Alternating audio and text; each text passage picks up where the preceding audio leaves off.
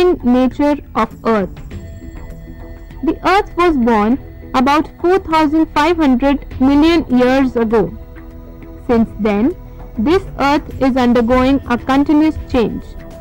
Not only Earth, but other planets are also in changing condition. Nothing is constant in this universe. If we will estimate, we will find that 29% of the Earth's surface is occupied by land. Rest 71% is covered by water. The distribution of land and water can be affected by mainly climatic changes and tectonic activities. Land and water are not evenly distributed around the Earth. The distribution of land and water has major impact on the global climatic pattern. Oceans are the main source of moisture for precipitation. They also reserve heat as the land relatively heat up and cool down rapidly. The pollution scenario of the globe is also influenced by the distribution of land and sea. The Earth's surface is divided into several rigid segments or tectonic plates that gradually migrate across the surface over periods of millions of years.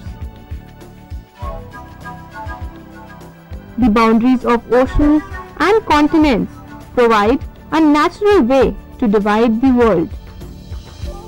This is the face of the Earth as viewed from the space.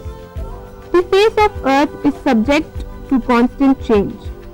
Nature and humans both are responsible for such changes.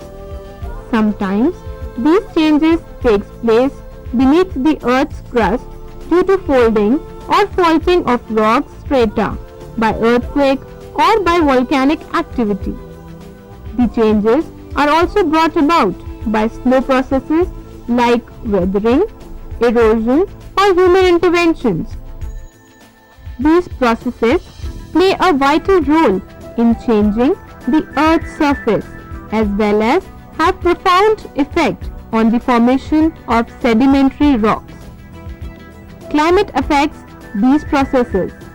Water, plants, and animals influence the rate and pattern of the weathering and erosion. The external processes responsible for changing the Earth's surface are weathering, erosion, and deposition, and these are the external factors also, because weathering rocks are broken into smaller particles. It has been observed that the new and smooth surface of the building becomes rough and cracked when the outer layer of the concrete or mud is worn off. If the roots of the trees grow on and underneath the walls of a building, large cracks may appear on the walls. Same is the story of rocks which are affected by weathering. The small pieces of rocks broken by weathering are moved by water, moving ice, wind, or gravity. Because of these processes, broken rock pieces are carried from one place and are deposited at the other places. This process is known as erosion. When a new area of land is exposed, the process of weathering starts. The lava deposits retreat of a glacier and fall in a sea level makes a land exposed. It is remarkable to note that weathering and erosion can take place almost everywhere and all the time. The rate of these processes varies because of climatic and environmental changes. Weathering and erosion have changed the surface of the land over a period of millions and millions of years. And as a result, the surface features like mountains, hills, plains and plains have changed. These are some factors which are responsible for determining the rate of weathering and erosion. These are temperature and rainfall of the place, vegetation cover, change in land use, type of soil, slope of land.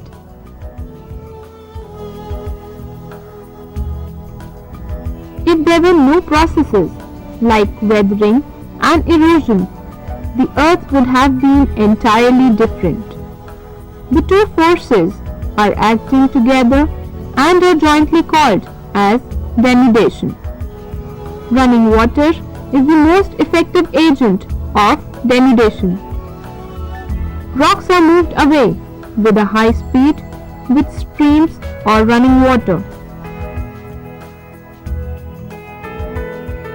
It can be easily observed that most of the rivers originate in the mountains and hilly areas, flow over the plains and finally reach the sea.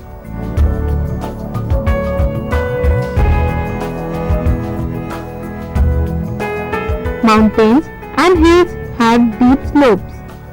Because of the slopes, the rivers rush with a high speed and great force. As a result, maximum erosion takes place in this part. When rivers reach the plains, the slope decreases. The depositions of materials takes place in the river's beds or along the valley side. Near the sea, the rivers become unable to carry the eroded materials.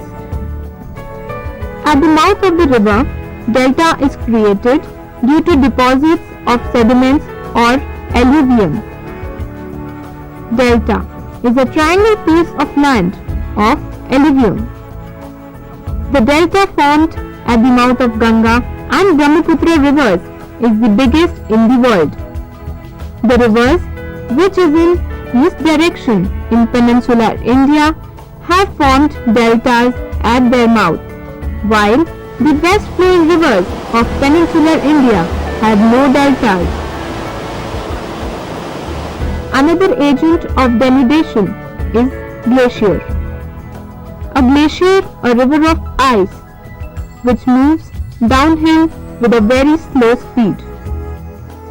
When a glacier moves, it acts like a bulldozer, grinding and plug the rocks beneath it. Glaciers are found in high altitude and high latitude areas where temperature is very low. The glacier, covering a large part of an area, is known as continental glacier. It is formed in polar regions. In northern regions of Europe, Asia and North America, continental glaciers are found. In Himalaya mountains, glaciers are found. One more agent of denudation is wind. Small particles are moved with wind. In the desert and coastal areas, the action of wind is more profound. In coastal areas, sea waves shape the land.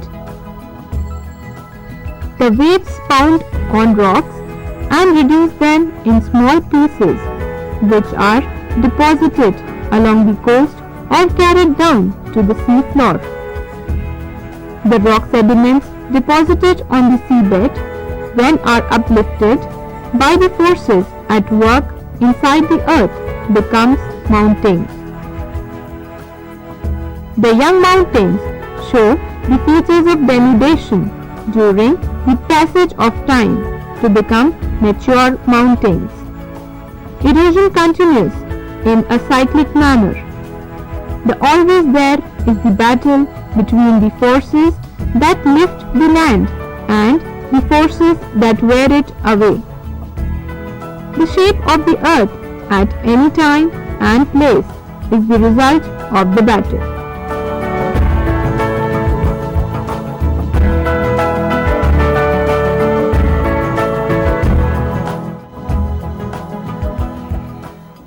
We human beings are also responsible to change the face of the earth to a significant extent. Because of lack of awareness about processes and their consequences, we alter the landforms. Some of the examples of man-performed activities are nuclear tests, creating large dams,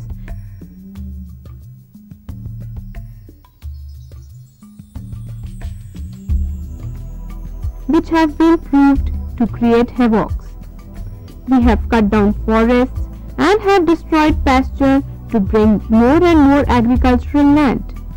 As a consequence of these activities, the disturbances in the ecological balance of nature and environment has taken place. Construction of roads, buildings, over-urbanization, unplanned industrial growth are some other activities performed by human beings which have changed the face of the earth. A layer of loose materials which covers the earth's surface is called soil. For the growth of plants, the medium of soil is essential. Soil is a mixture of many kinds of particles like organic and inorganic.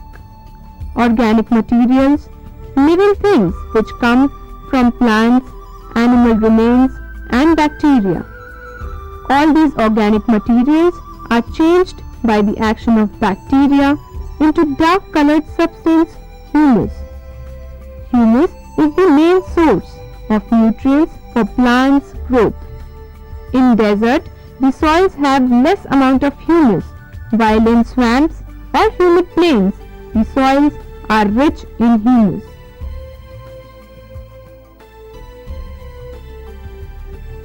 Inorganic parts of the soil include the pieces of weathered rocks. The larger pieces are called gravel, while smaller ones are called sand. Even more smaller particles are called slate, clay and dust. Soil formation is a very slow process.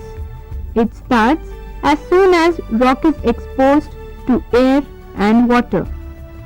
The large pieces of rocks are weathered.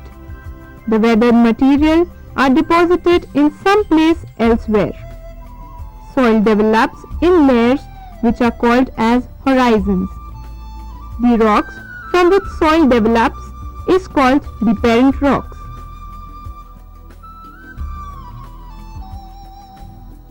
There are a variety of soils all over the world.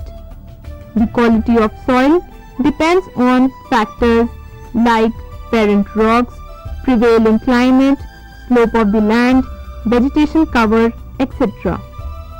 In India, there are 4 major types of soil. They are alluvial soil, regular or black soil, red soil and laterite soil. Whatever the type of soil we have, its erosion is a serious problem not only in India but for the world.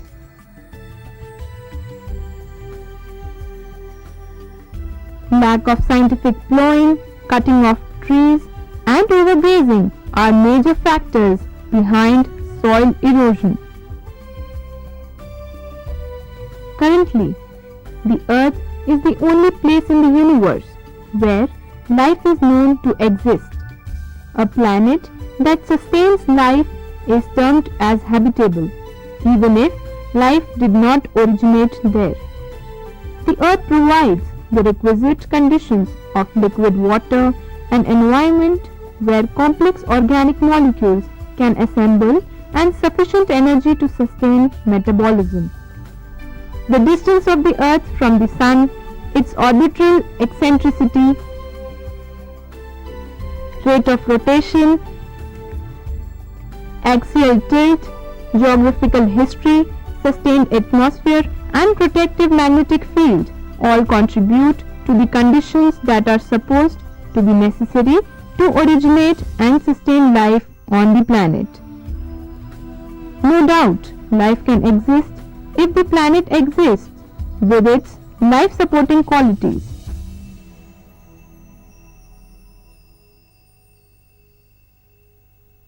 Therefore, being the most developed creature of this planet, It is our responsibility to maintain this quality of Mother Earth.